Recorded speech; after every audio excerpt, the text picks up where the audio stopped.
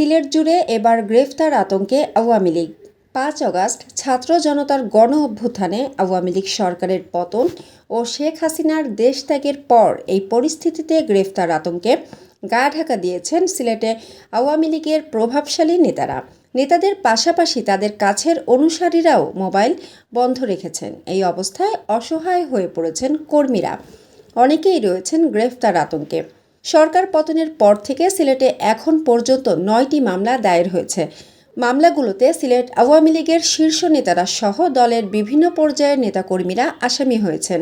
এছাড়াও বিশ্বনাথ একটি ও বিয়ানীবাজারে 2টি মামলা দায়ের হয়েছে।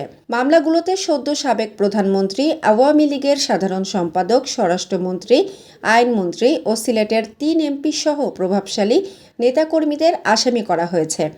অজ্ঞাতনামা আসামি রয়েছেন 2000-এর মতো। তবে এসব মামলায় সিলেটের কোনো নেতা বা অভিযুক্ত পুলিশকে এখনও গ্রেফতার করা হয়নি।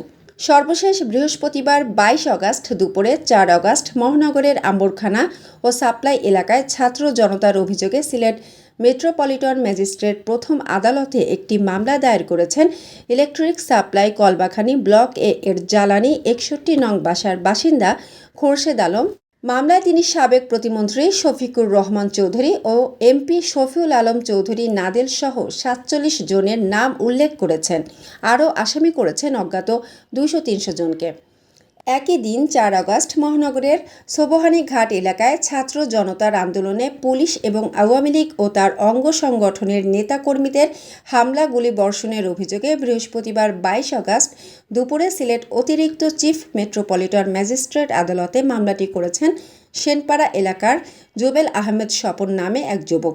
তিনি ওই হামলায় আহত বলে এজাহারে দাবি করেছেন। মামলার এজাহারে সাবেক পররাষ্ট্রমন্ত্রী doctor A K Abdul Momen, Sylhet city কর্পোরেশনের সাবেক মেয়র আনোয়ারুজ্জামান চৌধুরী, সিলেট মহানগর পুলিশের সাবেক কমিশনার মোহাম্মদ জাকির হোসেন খান সহ 64 জনের নাম উল্লেখ করা হয়েছে। অজ্ঞাতনামা আসামি করা হয়েছে আরও 300-400 জনকে।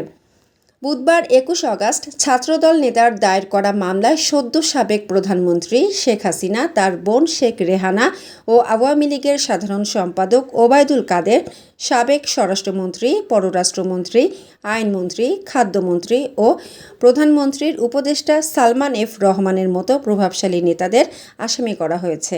মানসম্মত হাঁস ও মোরগের চাহিদা পূরণ করতে আল আমিন হালাল লাইফ পোল্ট্রি রয়েছে আপনারই পাশে। আমরা হাঁস, মোরগ, কবুতর, কোয়েল, টার্কি ও খরগোশ পাইকারি মূল্যে বিক্রয় করি।